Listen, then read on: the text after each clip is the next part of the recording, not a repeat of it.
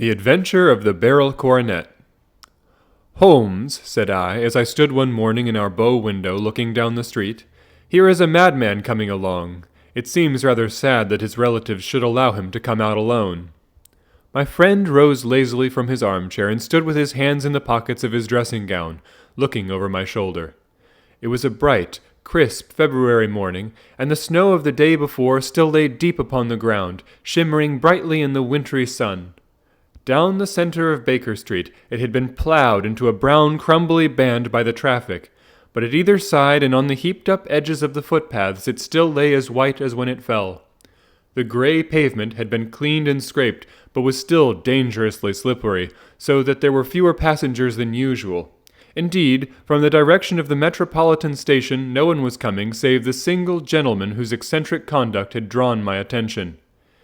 He was a man of about 50, tall, portly and imposing, with a massive, strongly marked face and a commanding figure. He was dressed in a somber yet rich style, in black frock coat, shining hat, neat brown gaiters, and well-cut pearl-gray trousers. Yet his actions were in absurd contrast to the dignity of his dress and features, for he was running hard, with occasional little springs, such as a weary man gives who is little accustomed to set any tax upon his legs. As he ran, he jerked his hands up and down, waggled his head, and writhed his face into the most extraordinary contortions. "What on earth can be the matter with him?" I asked. "He is looking up at the numbers of the houses." "I believe that he is coming here," said Holmes, rubbing his hands. "Here? Yes, I rather think he is coming to consult me professionally. I think that I recognize the symptoms. Ha! Did I not tell you?" As he spoke, the man, puffing and blowing, rushed at our door and pulled at our bell until the whole house resounded with the clanging. A few moments later he was in our room, still puffing, still gesticulating, but with so fixed a look of grief and despair in his eyes that our smiles were turned in an instant to horror and pity.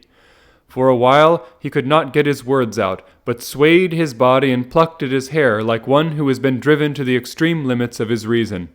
Then, suddenly springing to his feet, he beat his head against the wall with such force that we both rushed upon him and tore him away to the center of the room.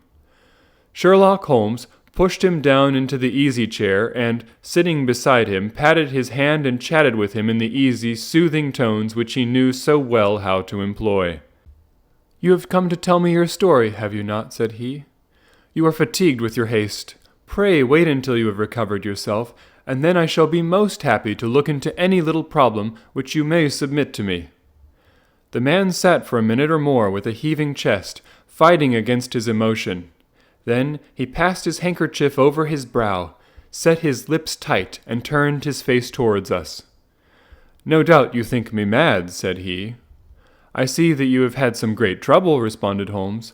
"God knows I have, a trouble which is enough to unseat my reason, so sudden and so terrible is it. Public disgrace I might have faced, although I am a man whose character has never yet borne a stain. Private affliction also is the lot of every man, but the two coming together, and in so frightful a form, have been enough to shake my very soul. Besides, it is not I alone. The very noblest in the land may suffer unless some way be found out of this horrible affair." "Pray compose yourself, sir," said Holmes, "and let me have a clear account of who you are and what it is that has befallen you." "My name," answered our visitor, "is probably familiar to your ears. I am Alexander Holder of the banking firm of Holder and Stevenson, of Threadneedle Street." The name was indeed well known to us as belonging to the senior partner in the second largest private banking concern in the city of London. What could have happened then to bring one of the foremost citizens of London to this most pitiable pass? We waited, all curiosity, until with another effort he braced himself to tell his story. "I feel that time is of value," said he. "That is why I hastened here when the police inspector suggested that I should secure your cooperation. I came to Baker Street by the Underground and hurried from there on foot, for the cabs go slowly through this snow. That is why I was so out of breath, for I am a man who takes very little exercise. I feel better now, and I will put the facts before you as shortly and yet as clearly as I can. It is of course well known to you that in a successful banking business, as much depends upon our being able to find remunerative investments for our funds as upon our increasing our connection and the number of our depositors. One of our most lucrative means of laying out money is in the shape of loans, where the security is unimpeachable. We have done a good deal in this direction during the last few years, and there are many noble families to whom we have advanced large sums upon the security of their pictures, libraries, or plate. Yesterday morning I was seated in my office at the bank when a card was brought in to me by one of the clerks. I started when I saw the name, for it was that of none other than, well, perhaps even to you I had better say no more than that it was a name which is a household word all over the earth, one of the highest, noblest, most exalted names in England. I was overwhelmed by the honor and attempted, when he entered, to say so, but he plunged at once into business with the air of a man who wishes to hurry quickly through a disagreeable task. "Mr. Holder," said he, "I have been informed that you are in the habit of advancing money." "The firm does so when the security is good," I answered. "It is absolutely essential to me," said he, "that I should have £50,000 at once. I could, of course, borrow so trifling a sum 10 times over from my friends, but I much prefer to make it a matter of business and to carry out that business myself. In my position you can readily understand that it is unwise to place oneself under obligations." "For how long, may I ask, do you want this sum?" I asked. "Next Monday I have a large sum due to me, and I shall then most certainly repay what you advance, with whatever interest you think it right to charge, but it is very essential to me that the money should be paid at once." "I should be happy to advance it without further parley from my own private purse," said I, "were it not that the strain would be rather more than it could bear. If, on the other hand, I am to do it in the name of the firm, then in justice to my partner I must insist that, even in your case, every business-like precaution should be taken." "I should much prefer to have it so," said he, raising up a square black morocco case which he had laid beside his chair. "You have doubtless heard of the Beryl Coronet?" "One of the most precious public possessions of the Empire," said I. "Precisely." He opened the case, and there, embedded in soft flesh-colored velvet, lay the magnificent piece of jewelry which he had named. "There are 39 enormous barrels," said he, "and the price of the gold chasing is incalculable. The lowest estimate would put the worth of the coronet at double the sum which I have asked. I am prepared to leave it with you as my security." I took the precious case into my hands and looked in some perplexity from it to my illustrious client. "You doubt its value?" he asked. "Not at all. I only doubt—" "The propriety of my leaving it. You may set your mind at rest about that. I should not dream of doing so were it not absolutely certain that I should be able in 4 days to reclaim it. It is a pure matter of form. Is the security sufficient?" "Ample." "You understand, Mr. Holder, that I am giving you a strong proof of the confidence which I have in you, founded upon all that I have heard of you. I rely upon you not only to be discreet and to refrain from all gossip upon the matter, but, above all, to preserve this coronet with every possible precaution, because I need not say that a great public scandal would be caused if any harm were to befall it. Any injury to it would be almost as serious as its complete loss, for there are no barrels in the world to match these, and it would be impossible to replace them. I leave it with you, however, with every confidence, and I shall call for it in person on Monday morning." Seeing that my client was anxious to leave, I said no more, but, calling for my cashier, I ordered him to pay over 50 £1,000 notes. When I was alone once more, however, with the precious case lying upon the table in front of me, I could not but think with some misgivings of the immense responsibility which it entailed upon me. There could be no doubt that, as it was a national possession, a horrible scandal would ensue if any misfortune should occur to it. I already regretted having ever consented to take charge of it. However, it was too late to alter the matter now, so I locked it up in my private safe and turned once more to my work. When evening came, I felt that it would be an imprudence to leave so precious a thing in the office behind me. Bankers' safes have been forced before now. Why should not mine be? If so, how terrible would be the position in which I should find myself? I determined, therefore, that for the next few days I would always carry the case backward and forward with me, so that it might never be really out of my reach. With this intention I called a cab and drove out to my house at Streatham, carrying the jewel with me. I did not breathe freely until I had taken it upstairs and locked it in the bureau of my dressing-room. And now a word as to my household, Mr. Holmes, for I wish you to thoroughly understand the situation. My groom and my page sleep out of the house, and may be set aside altogether. I have 3 maidservants who have been with me a number of years, and whose absolute reliability is quite above suspicion. Another, Lucy Parr, the second waiting-maid, has only been in my service a few months. She came with an excellent character, however, and has always given me satisfaction. She is a very pretty girl and has attracted admirers who have occasionally hung about the place. That is the only drawback which we have found to her, but we believe her to be a thoroughly good girl in every way. So much for the servants. My family itself is so small that it will not take me long to describe it. I am a widower and have an only son, Arthur. He has been a disappointment to me, Mr. Holmes, a grievous disappointment. I have no doubt that I am myself to blame. People tell me that I have spoiled him. Very likely I have. When my dear wife died, I felt that he was all I had to love. I could not bear to see the smile fade even for a moment from his face. I have never denied him a wish. Perhaps it would have been better for both of us had I been sterner, but I meant it for the best. It was naturally my intention that he should succeed me in my business, but he was not of a business turn. He was wild, wayward, and to speak the truth, I could not trust him in the handling of large sums of money. When he was young, he became a member of an aristocratic club, and there, having charming manners, he was soon the intimate of a number of men with long purses and expensive habits.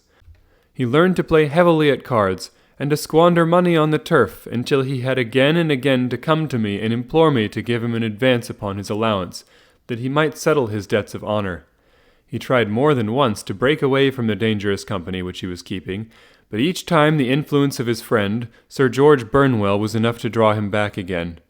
And indeed I could not wonder that such a man as Sir George Burnwell should gain an influence over him, for he has frequently brought him to my house, and I have found myself that I could hardly resist the fascination of his manner. He is older than Arthur, a man of the world to his fingertips, who had been everywhere, seen everything, a brilliant talker, and a man of great personal beauty. Yet when I think of him in cold blood, far away from the glamour of his presence, I am convinced from his cynical speech and the look which I have caught in his eyes that he is one who should be deeply distrusted. So I think, and so too thinks my little Mary, who has a woman's quick insight into character. And now there is only she to be described. She is my niece, but when my brother died 5 years ago and left her alone in the world, I adopted her, and have looked upon her ever since as my daughter. She is a sunbeam in my house, sweet, loving, beautiful, a wonderful manager and housekeeper, yet as tender and quiet and gentle as a woman could be. She is my right hand. I do not know what I could do without her. In only one manner has she ever gone against my wishes. Twice my boy has asked her to marry him, for he loves her devotedly, but each time she has refused him.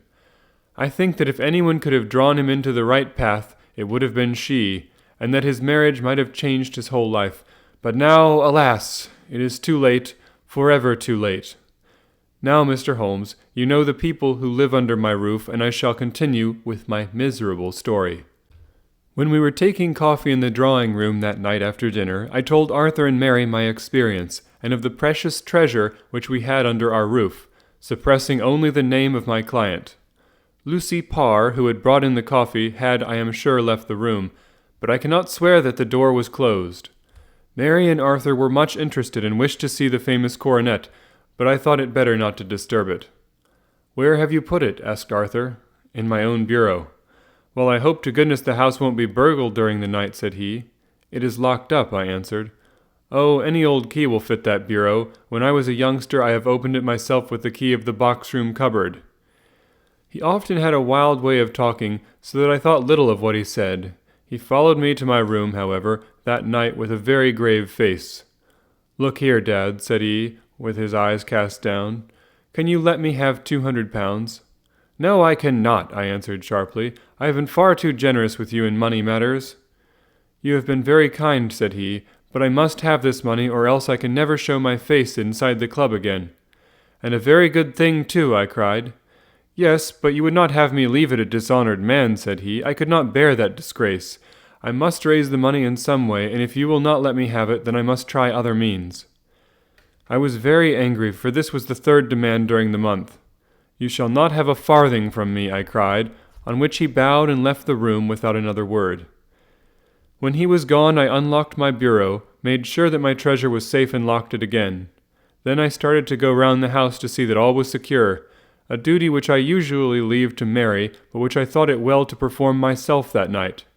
As I came down the stairs, I saw Mary herself at the side window of the hall, which she closed and fastened as I approached. "Tell me, Dad," said she, looking, I thought, a little disturbed, "did you give Lucy the maid leave to go out tonight?" "Certainly not. She came in just now by the back door. I have no doubt that she has only been to the side gate to see someone, but I think that is hardly safe and should be stopped. You must speak to her in the morning, or I will if you prefer it. Are you sure that everything is fastened?" "Quite sure, Dad." "Then good night." I kissed her and went up to my bedroom again, where I was soon asleep. I am endeavoring to tell you everything, Mr. Holmes, which may have any bearing upon the case, but I beg that you will question me upon any point which I do not make clear. On the contrary, your statement is singularly lucid. I come to a part of my story now in which I should wish to be particularly so. I am not a very heavy sleeper, and the anxiety in my mind tended, no doubt, to make me even less so than usual. About 2 a.m, then, I was awakened by some sound in the house. It had ceased before I was wide awake, but it had left an impression behind it as though a window had gently closed somewhere. I lay listening with all my ears. Suddenly, to my horror, there was a distinct sound of footsteps moving softly in the next room. I slipped out of bed, all palpitating with fear, and peeped round the corner of my dressing-room door. "Arthur!" I screamed. "You villain, you thief! How dare you touch that coronet?"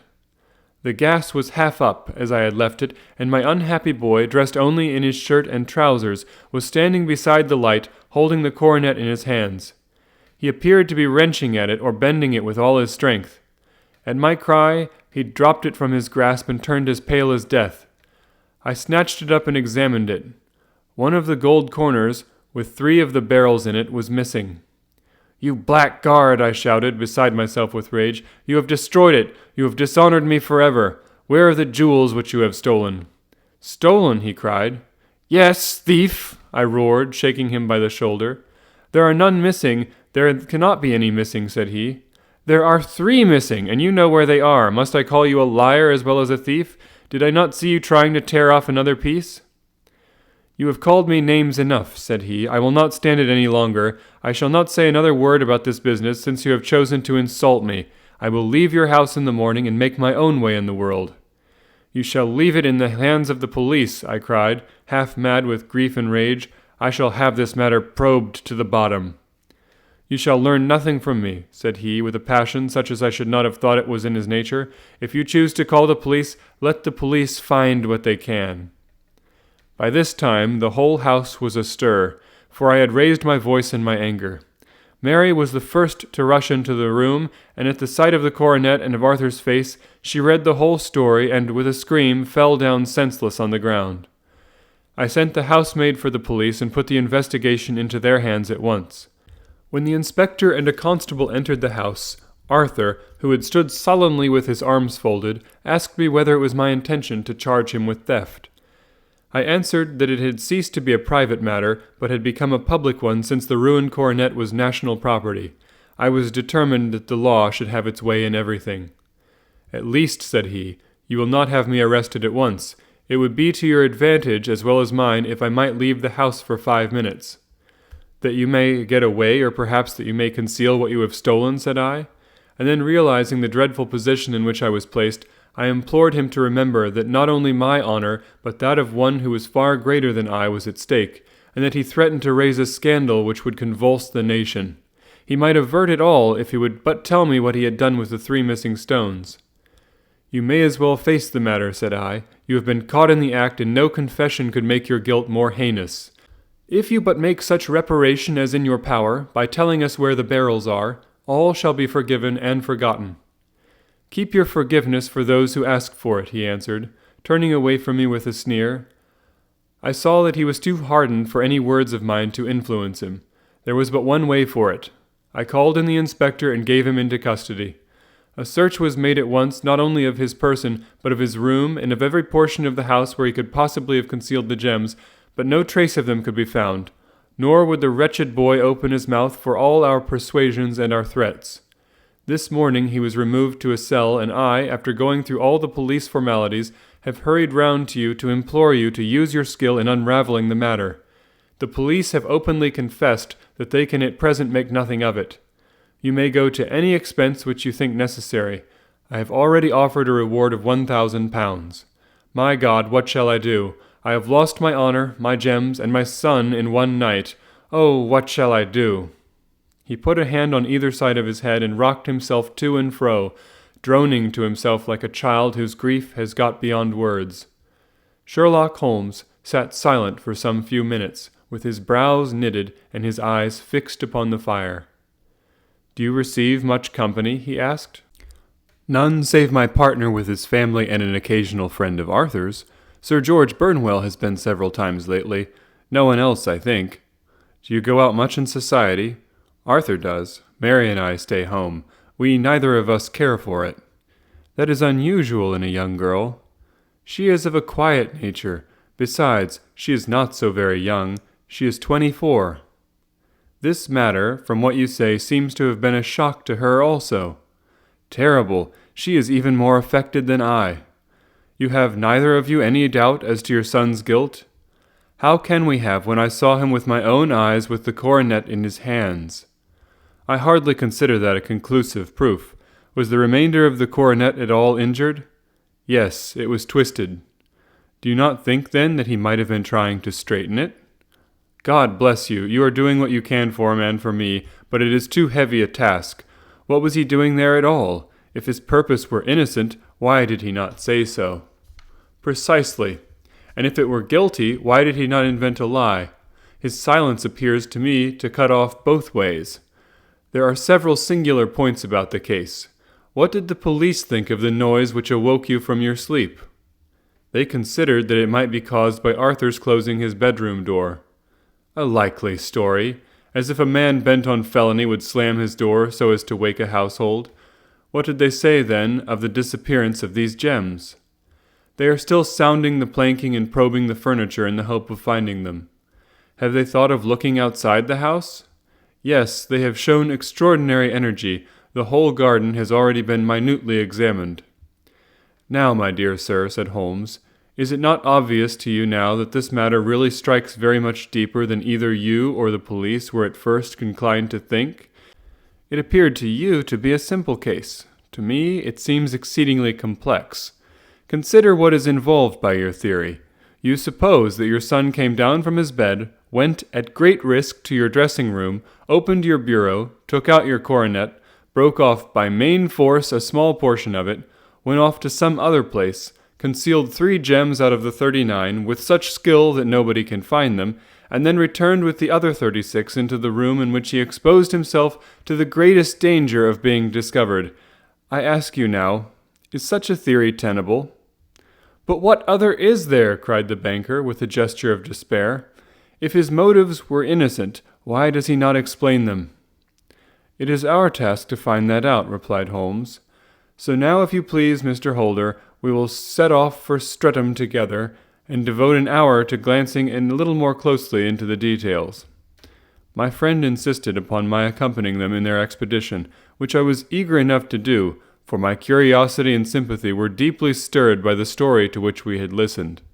I confess that the guilt of the banker's son appeared to me to be as obvious as it did to his unhappy father. But still I had such faith in Holmes's judgment that I felt that there must be some grounds for hope, as long as he was dissatisfied with the accepted explanation. He hardly spoke a word the whole way out to the southern suburb, but sat with his chin upon his breast and his hat drawn over his eyes, sunk in the deepest thought. Our client appeared to have taken fresh heart at the little glimpse of hope which had been presented to him, and he even broke into a desultory chat with me over his business affairs. A short railway journey and a shorter walk brought us to Fairbank, the modest residence of the great financier. Fairbank was a good-sized square house of a white stone, standing back a little from the road. A double carriage sweep with a snow-clad lawn stretched down in front to 2 large iron gates, which closed the entrance. On the right side was a small wooden thicket, which led into a narrow path between 2 neat hedges stretching from the road to the kitchen door, and forming the tradesmen's entrance. On the left ran a lane which led to the stables, and was not itself within the grounds at all, being a public, though little used, thoroughfare. Holmes left us standing at the door, and walked slowly all round the house, across the front, down the tradesman's path, and so round by the garden behind into the stable lane. So long was he that Mr. Holder and I went into the dining-room and waited by the fire until he should return. We were sitting there in silence when the door opened and a young lady came in. She was rather above the middle height, slim, with dark hair and eyes, which seemed the darker against the absolute pallor of her skin. I do not think that I have ever seen such deadly paleness in a woman's face. Her lips, too, were bloodless, but her eyes were flushed with crying. As she swept silently into the room, she impressed me with a greater sense of grief than the banker had done in the morning, and it was the more striking in her as she was evidently a woman of strong character, with immense capacity for self-restraint. Disregarding my presence, she went straight to her uncle and passed her hand over his head with a sweet womanly caress. "You have given orders that Arthur should be liberated, have you not, Dad?" she asked. "No, no, my girl, the matter must be probed to the bottom. But I am so sure that he is innocent. You know what woman's instincts are. I know that he has done no harm, and that you will be sorry for having acted so harshly." "Why is he silent, then, if he is innocent?" "Who knows? Perhaps because he was so angry that you should suspect him." "How could I help suspecting him when I actually saw him with the coronet in his hand?" "Oh, but he had only picked it up to look at it. Oh, do take my word for it that he is innocent. Let the matter drop and say no more. It is so dreadful to think of our dear Arthur in prison." "I shall never let it drop until the gems are found. Never, Mary. Your affection for Arthur blinds you as to the awful consequences to me. Far from hushing the thing up, I have brought a gentleman down from London to inquire more deeply into it." "This gentleman?" she asked, facing round to me. "No, his friend. He wished us to leave him alone. He is round in the stable lane now." "The stable lane?" She raised her dark eyebrows. "What can ye hope to find there? Ah, this, I suppose, is he. I trust, sir, that you will succeed in proving what I feel sure is the truth, that my cousin Arthur is innocent of this crime?" "I fully share your opinion, and I trust with you that we may prove it," returned Holmes, going back to the mat to knock the snow from his shoes. "I believe I have the honor of addressing Miss Mary Holder. Might I ask you a question or two?" "Pray do, sir, if it may help to clear this horrible affair up." "You heard nothing yourself last night?" "Nothing, until my uncle here began to speak loudly. I heard that, and I came down." "You shut up the windows and doors the night before. Did you fasten all the windows?" "Yes." "Were they all fastened this morning?" "Yes." "You have a maid who has a sweetheart. I think that you remarked to your uncle last night that she had been out to see him." "Yes, and she was the girl who waited in the drawing-room, and who may have heard uncle's remarks about the coronet." "I see. You infer that she may have gone out to tell her sweetheart, and that the two may have planned the robbery." "But what is the good of all these vague theories," cried the banker impatiently, "when I have told you that I saw Arthur with the coronet in his hands?" "Wait a little, Mr. Holder. We must come back to that. About this girl, Miss Mary Holder, you saw her return by the kitchen door, I presume?" "Yes. When I went to see if the door was fastened for the night, I met her slipping in. I saw the man, too, in the gloom." "Do you know him?" "Oh, yes. He is the greengrocer who brings our vegetables round. His name is Francis Prosper." "He stood," said Holmes, "to the left of the door, that is to say, farther up the path than is necessary to reach the door?" "Yes, he did." "And he is a man with a wooden leg?" Something like fear sprang up in the young lady's expressive black eyes. "Why, you are like a magician," said she. "How do you know that?" She smiled, but there was no answering smile in Holmes's thin, eager face. "I should be very glad now to go upstairs," said he. "I shall probably wish to go over the outside of the house again. Perhaps I had better take a look at the lower windows before I go up." He walked swiftly round from one to the other, pausing only at the large one which looked from the hall onto the stable lane. This he opened and made a very careful examination of the sill with his powerful magnifying lens. "Now we shall go upstairs," said he at last. The banker's dressing-room was a plainly furnished little chamber, with a grey carpet, a large bureau, and a long mirror. Holmes went to the bureau first and looked hard at the lock. "Which key was used to open it?" he asked. That which my son himself indicated, that of the cupboard of the lumber room. Have you it here? That is it on the dressing table. Sherlock Holmes took it up and opened the bureau. It is a noiseless lock, said he. It is no wonder that it did not wake you.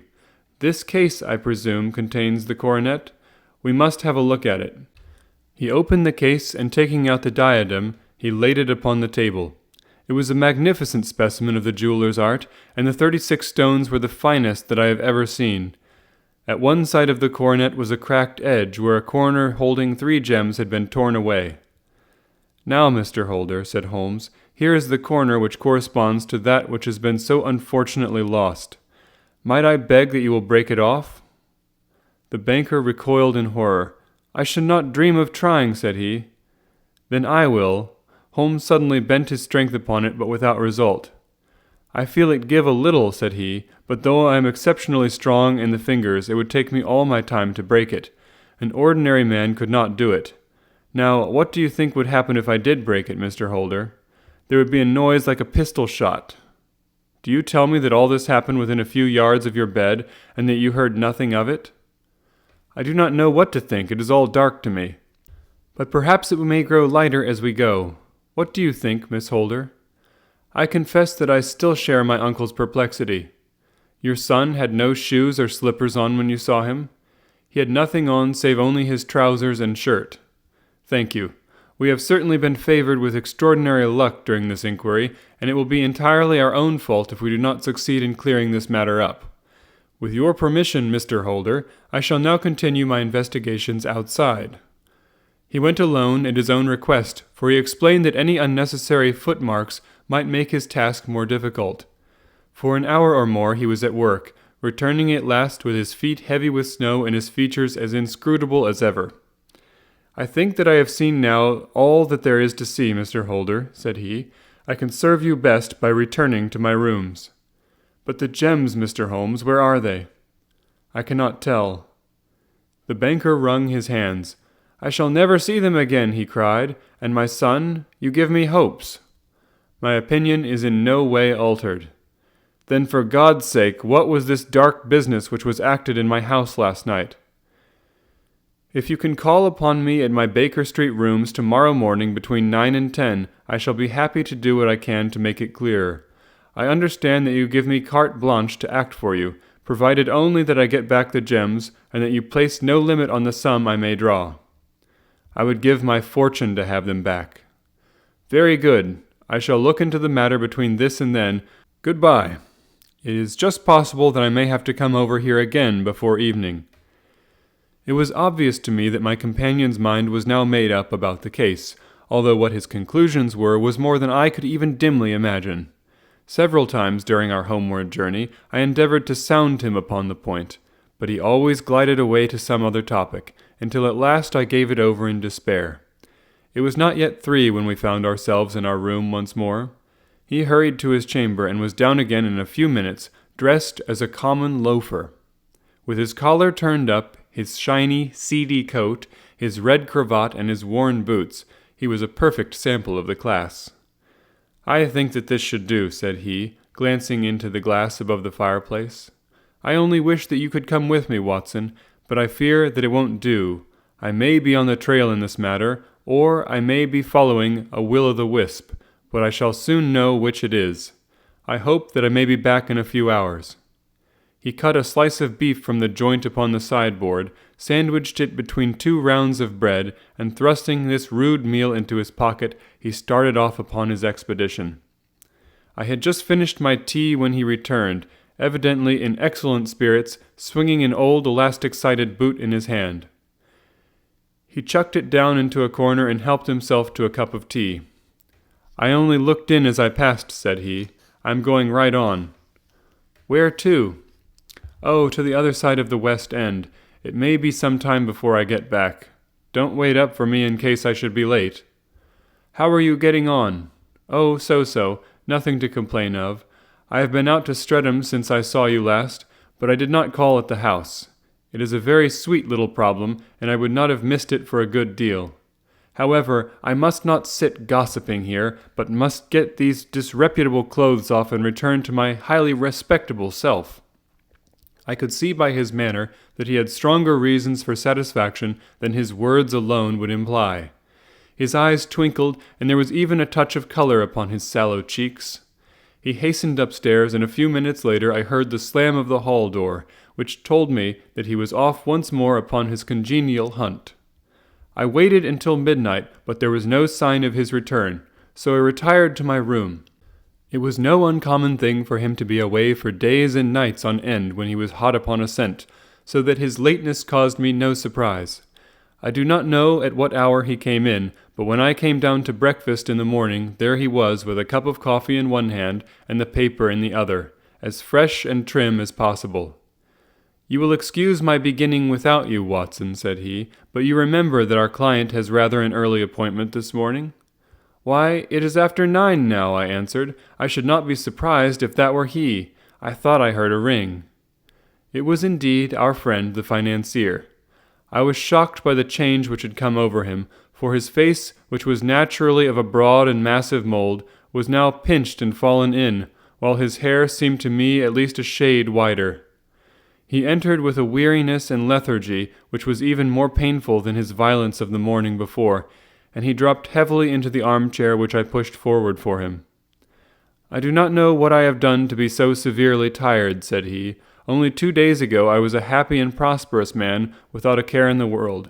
Now I am left to a lonely and dishonored age. One sorrow comes close upon the heels of another. My niece Mary has deserted me."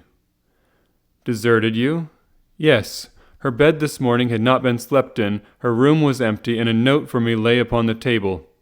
I had said to her last night, in sorrow and not in anger, that if she had married my boy all might have been well with him. Perhaps it was thoughtless of me to say so.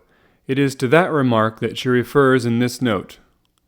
My dearest uncle, I feel that I have brought trouble upon you, and that if I had acted differently this terrible misfortune might never have occurred. I cannot, with this thought in my mind, ever again be happy under your roof, and I feel that I must leave you forever. Do not worry about my future, for that is provided for, and above all, do not search for me, for it will be fruitless labor and an ill service to me. In life or in death I am ever your loving Mary." What could she mean by that note, Mr. Holmes? Do you think it points to suicide? No, nothing of the kind. It is perhaps the best possible solution. I trust, Mr. Holder, that you are nearing the end of your troubles? "Ha! You say so. You have heard something, Mr. Holmes. You have learned something. Where are the gems?" You would not think £1,000 apiece an excessive sum for them? I would pay 10. That would be unnecessary. 3,000 will cover the matter. And there is a little reward, I fancy. Have you your cheque-book? Here is a pen. Better make it out for £4,000. With a dazed face, the banker made out the required cheque. Holmes walked over to his desk, took out a little triangular piece of gold with 3 gems in it, and threw it down upon the table. With a shriek of joy, our client clutched it up. "You have it," he gasped. "I am saved! I am saved!" The reaction of joy was as passionate as his grief had been, and he hugged his recovered gems to his bosom. "There is one other thing you owe, Mr. Holder," said Sherlock Holmes rather sternly. "Oh!" He caught up a pen. "Name the sum, and I will pay it." "No, the debt is not to me. You owe a very humble apology to that noble lad, your son, who has carried himself in this matter as I should be proud to see my own son do, should I ever chance to have one." "Then it was not Arthur who took them?" "I told you yesterday, and I repeat today, that it was not." "You are sure of it? Then let us hurry to him at once to let him know that the truth is known." "He knows it already. When I had cleared it all up, I had an interview with him, and finding that he would not tell me the story, I told it to him, on which he had to confess that I was right, and to add the very few details which were not yet quite clear to me. Your news of this morning, however, may open his lips. For heaven's sake, tell me, then, what is this extraordinary mystery?" "I will do so, and I will show you the steps by which I reached it. And let me say to you first that which it is hardest for me to say to you and for you to hear. There has been an understanding between Sir George Burnwell and your niece Mary. They have now fled together." "My Mary? Impossible!" "It is unfortunately more than possible, it is certain. Neither you nor your son knew the true character of this man when you admitted him into your family circle. He is one of the most dangerous men in England, a ruined gambler, an absolutely desperate villain, a man without heart or conscience. Your niece knew nothing of such men. When he breathed his vows to her, as he had done to 100 before her, she flattered herself that she alone had touched his heart. The devil knows best what he said, but at least she became his tool and was in the habit of seeing him nearly every evening. "I cannot and I will not believe it," cried the banker with an ashen face. "I will tell you then what occurred in your house last night. Your niece, when you had, as she thought, gone to your room, slipped down and talked to her lover through the window which leads into the stable lane. His footmarks had pressed right through the snow, so long had he stood there. She told him of the coronet. His wicked lust for gold kindled at the news, and he bent her to his will. I have no doubt that she loved you, but there are women in whom the love of a lover extinguishes all other loves, and I think that she must have been one. She had hardly listened to his instructions when she saw you coming downstairs, on which she closed the window rapidly and told you about one of the servants' escapade with her wooden-legged lover, which was all perfectly true. Your boy Arthur went to bed after his interview with you, but he slept badly on account of his uneasiness about his club debts. In the middle of the night he heard a soft tread pass his door, so he rose and, looking out, was surprised to see his cousin walking very stealthily along the passage until she disappeared into your dressing-room. Petrified with astonishment, the lad slipped on some clothes and waited there in the dark to see what would come of this strange affair. Presently she emerged from the room again, and in the light of the passage lamp your son saw that she carried the precious coronet in her hands. She passed down the stairs, and he, thrilling with horror, ran along and slipped behind the curtain near your door, whence he could see what passed in the hall beneath. He saw her stealthily open the window, hand out the coronet to someone in the gloom, and then, closing it once more, hurry back to her room, passing quite close to where he stood hid behind the curtain. As long as she was on the scene, he could not take any action without a horrible exposure of the woman whom he loved. But the instant that she was gone, he realized how crushing a misfortune this would be for you, and how all-important it was to set it right. He rushed down, just as he was, in his bare feet, opened the window, sprang out into the snow, and ran down the lane, where he could see a dark figure in the moonlight. Sir George Burnwell tried to get away, but Arthur caught him, and there was a struggle between them, your lad tugging at one side of the coronet, and his opponent at the other. In the scuffle, your son struck Sir George and cut him over the eye. Then something suddenly snapped, and your son, finding that he had the coronet in his hands, rushed back, closed the window, ascended to your room, and had just observed that the coronet had been twisted in the struggle, and was endeavoring to straighten it when you appeared upon the scene. "Is it possible?" gasped the banker. You then roused his anger by calling him names at a moment when he felt that he had deserved your warmest thanks. He could not explain the true state of affairs without betraying one who certainly deserved little enough consideration at his hands. He took the more chivalrous view, however, and preserved her secret. "And that was why she shrieked and fainted when she saw the coronet," cried Mr. Holder.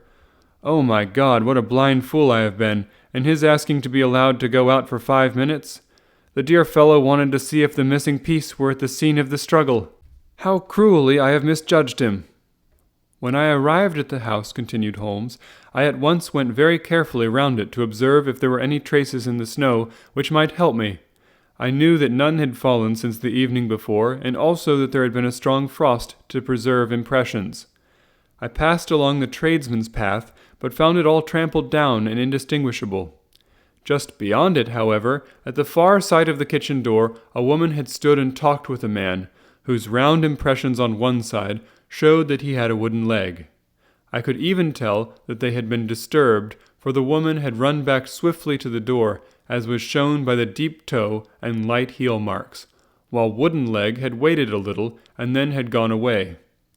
I thought at the time that this might be the maid and her sweetheart, of whom you had already spoken to me, and inquiry showed that it was so. I passed round the garden without seeing anything more than random tracks, which I took to be the police. But when I got into the stable lane, a very long and complex story was written in the snow in front of me. There was a double line of tracks of a booted man, and a second double line, which I saw with delight, belonged to a man with naked feet. I was at once convinced from what you had told me that the latter was your son. The first had walked both ways, but the other had run swiftly, and his tread was marked in places over the depression of the boot. It was obvious that he had passed after the other. I followed them up and found they led to the hall window, where Boots had worn all the snow away while waiting. Then I walked to the other end, which was 100 yards or more down the lane.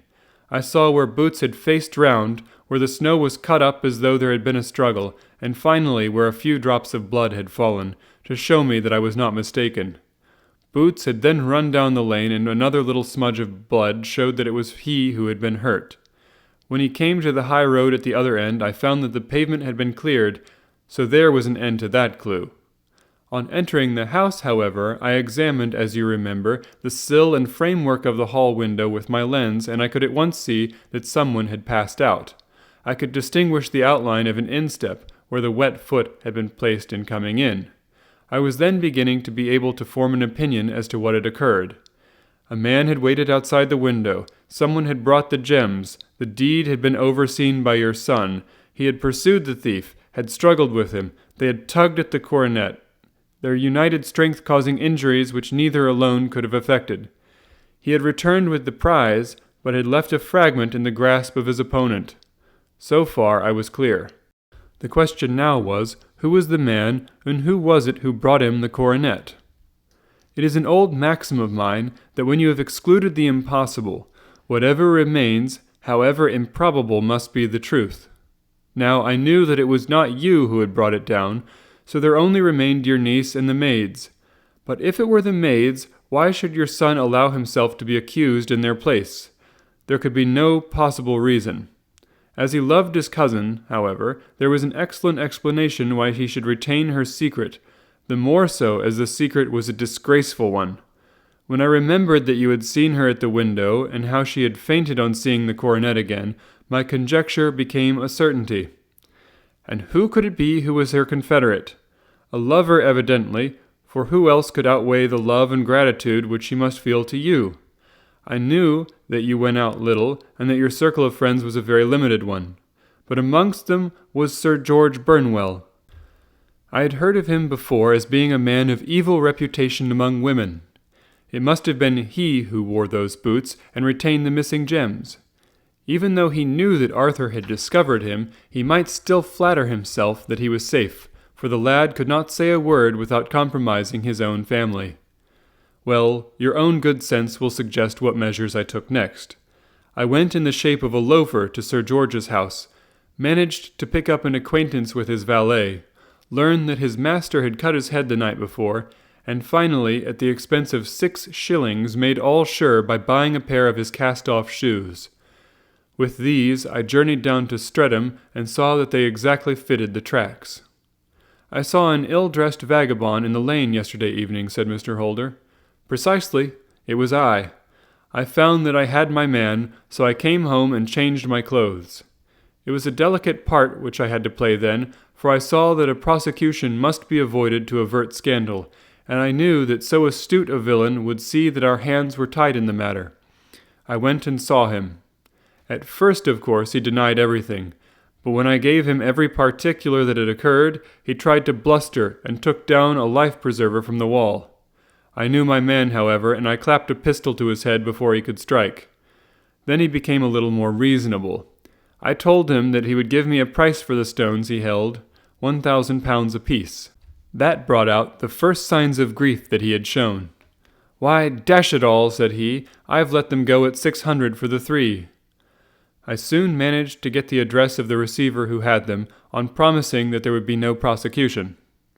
Off I set to him, and after much chaffering I got our stones at £1,000 apiece. Then I looked in upon your son, told him that all was right, and eventually got to my bed about 2 o'clock, after what I may call a really hard day's work. "A day which has saved England from a great public scandal," said the banker, rising.